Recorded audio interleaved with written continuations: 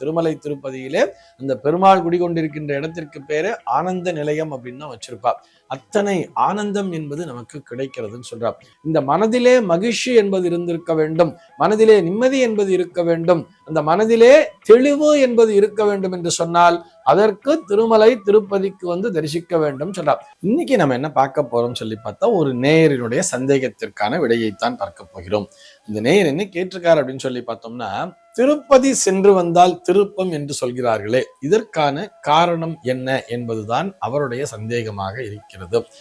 திருப்பதி போயிட்டு வந்தா அத்தனை பேருமே அது ஒரு ஃபீல் பண்ணுவா தெரியுமா. அங்க போயிட்டு வந்தாலே ஒரு உற்சாகம், ஒரு மனசுல பார்த்தோம்னா ஒரு ஆஹா சுவாமி தரிசனம் பண்ணிட்டோம் அப்படிங்கிற ஒரு ரொம்ப பெரிய ஒரு பிளஷர்னா என்ன, ஒரு மகிழ்ச்சி, ஒரு அதீதமான ஆனந்தம் என்பது கிடைக்கும் தெரியுமா. அதனாலதான் அந்த சன்னதிக்கு ஆனந்த நிலையம் என்றுதான் பெயர். திருமலை திருப்பதியிலே அந்த பெருமாள் குடிகொண்டிருக்கின்ற இடத்திற்கு பேரு ஆனந்த நிலையம் அப்படின்னு தான் வச்சிருப்பா. அத்தனை ஆனந்தம் என்பது நமக்கு கிடைக்கிறதுன்னு சொல்றா.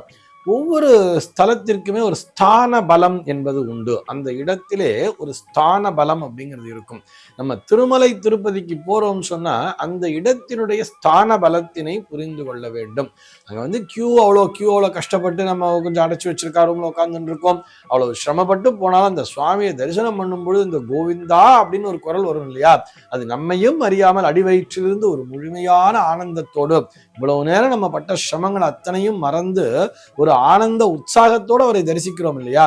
அதே போலத்தான் நம்முடைய வாழ்க்கையிலே பல இடர்பாடுகள் வரும், பல தடைகளும் வரும். இந்த தடைகள் எல்லாம் உனக்கு நீங்கிவிடும் அப்படிங்கிறத உணர்த்துவதுதான் அந்த திருப்பதி திருத்தலம் என்பது. அந்த இடத்திற்கு சென்று வந்தால் கண்டிப்பாக நம்முடைய வாழ்க்கையிலே ஒரு திருப்பம் என்பது உண்டாகும் அப்படிங்கிறது நம்முடைய பெரியவர்கள் அனுபவித்து உணர்ந்து சொல்லி இருக்கிறார்கள். இதை நம்ம ஜோதிடவியல் ரீதியாகவும் பார்க்கலாம். ஜோதிடவியல் ரீதியாக பார்க்கும் பொழுது அந்த சந்திரனைத்தான் மனோகாரகன் என்று அழைப்பார்கள். அந்த மனோகாரகன் சந்திரனுக்குரிய ஸ்தலமாகவே இந்த திருமலை திருப்பதியானது பார்க்கப்படுகிறது.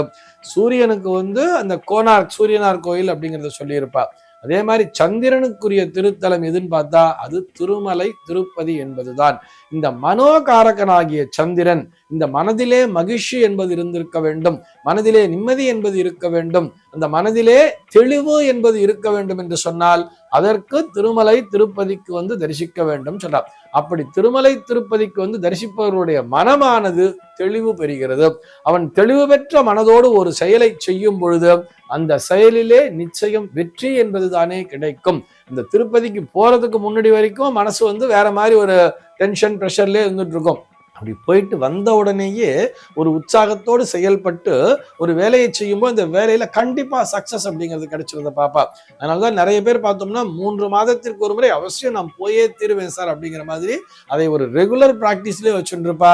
இன்னும் சென்னையை சேர்ந்த ஒரு சில பக்தர்கள் பார்த்தா எவ்ரி மந்த்லி ஒன்ஸ் நான் திருப்பதிக்கு போயிட்டு வருவேன் அப்படின்னு போறவாள்லாம் இருக்கா.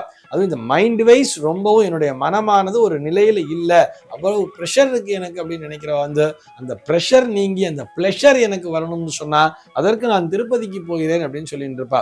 இப்படி இது மனநிலையில் மற்றும் மாற்றத்தை உண்டாக்கவில்லை, அந்த மனநிலையிலே ஒரு நல்ல மாற்றமானது உண்டாகி அதன் மூலமாக நம்முடைய வாழ்க்கையிலேயே திருப்பத்தை காண்கிறோம். இதைத்தான் நம்முடைய பெரியவர்கள் அனுபவித்து உணர்ந்து திருமலை சென்று வந்தால் திருப்பம் கிடைக்கும்னு சொல்றார்.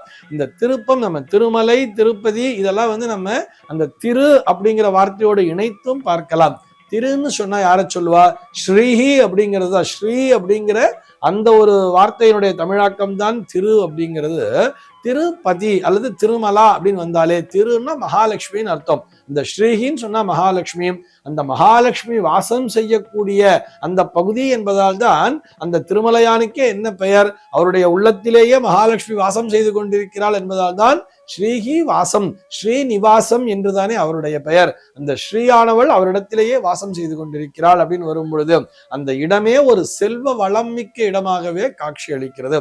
நம்ம போனாலே நமக்கே புரியும் தானே. இந்த திருமலையில பார்த்தோம்னா எங்கெங்கு பார்த்தாலும் ஒரு வளமை, எல்லா இடத்திலும் செல்வ செழிப்பு. இத்தனை பக்தர்கள் சென்று வரும் பொழுது அவர்கள் என்ன ஃபீல் பண்றான்னு சொன்னா, வரும்பொழுதே நம்ம கூட அந்த மகாலட்சுமியும் சேர்ந்து வருறா, அந்த மகாலட்சுமியுடைய அருளும் நமக்கு கிடைச்சிருக்கு அப்படிங்கிற மாதிரி அந்த செல்வ வளமும் எனக்கு கிடைத்திருக்கிறது, மன நிம்மதியும் எனக்கு கிடைத்திருக்கிறது என்கின்ற அந்த நம்பிக்கையோடு அவர்கள் திரும்பி வரும் பொழுது அவர்களுடைய வாழ்க்கையிலே மிகப்பெரிய திருப்பத்தை சந்திக்கிறார்கள். அந்த அந்த டேர்னிங் பாயிண்ட் அப்படிங்கிறது நிச்சயமாக திருமலை திருப்பதிக்கு சென்று விட்டு வந்தால் கிடைக்கும். குறிப்பா நிறைய பிசினஸ்மேன் பார்த்தோம்னா இந்த பிசினஸை கையில எடுக்கலாமா வேண்டாமான்னு ஒரு கன்ஃபியூஷன் இருக்கும். இதை எடுத்தா இவ்வளவு ரிஸ்க் இருக்கு, ஆனா இதுல எனக்கு கோடிக்கணக்கான ரூபாய் லாபம் கிடைக்கும், எனக்கு எடுக்கலாமா வேண்டாமான்னு தெரியலேன்னு யோசிக்கும் பொழுது ஒரு முறை திருப்பதிக்கு சென்று பிரார்த்தனையை செய்துவிட்டு அங்கே சென்று திரும்பி வரக்கூடிய நேரத்தில் நடக்கின்ற சகுனங்களை எல்லாம் கவனித்துக் கொண்டே வருவார்கள்.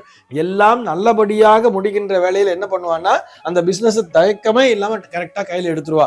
எவ்வளவு ரிஸ்கா இருந்தாலும் பரவாயில்லன்னு எடுத்துட்டு அதுல கோடிக்கணக்கான ரூபாய் லாபகரமாக சம்பாதித்து விட்டு அதிலிருந்து ஒரு பகுதியை இறைவனுக்கு காணிக்கையாக அது வைர முடியாக செலுத்துவார்கள், வைர கிரீடமா கொண்டு போய் கொடுப்பா. இப்படிலாம் நம்ம பாக்குறோம் இல்லையா? ஒரு மிகப்பெரிய பிசினஸ்மேன் அத்தனை கோடியை கொண்டு போய் அப்படியே திருமலைக்கு கொடுத்தார் அப்படிங்கிற மாதிரி பாக்குறோம்னா அதற்கு காரணம் என்னன்னு சொல்லி பார்த்தோம்னா அவருடைய வாழ்க்கையில அந்த மிகப்பெரிய திருப்பு முனையை கொடுத்தது அவர் திருப்பதிக்கு சென்று தரிசனம் செய்துவிட்டு வந்தது என்பதுதான். ஆக இத்தனை லட்சக்கணக்கான ஏன் கோடிக்கணக்கான இத்தனை பல்லாயிரம் கோடி மக்கள் தினந்தோறும் தரிசனம் செய்து கொண்டிருக்கிறார் என்று சொன்னால் திருப்பதிக்கு போயிட்டு வந்தா கண்டிப்பா திருப்பம் என்பது கிடைக்கும் என்கின்ற அந்த நம்பிக்கைகள் தானே. சர்வே ஜனாஹ சுகினோ பவந்து.